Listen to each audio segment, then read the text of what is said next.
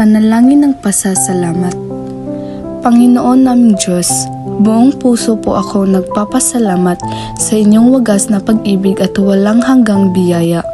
Sa bawat araw na lumilipas, sa bawat hininga at hakbang na aking tinatahak, tunay nang hindi niyo ako pinapabayaan. Salamat sa buhay, sa kalakasan at sa mga oportunidad na aking natatanggap. Salamat sa pamilya, sa mga kaibigan at sa mga taong ginagamit ninyo upang ipadama ang inyong pagmamahal.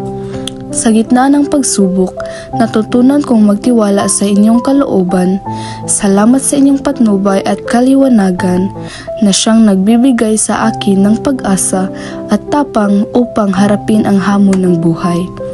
Panginoon, naway patuloy ninyo akong bigyan ng pusong mapagpasalamat anuman ang kalagayan ko sa buhay.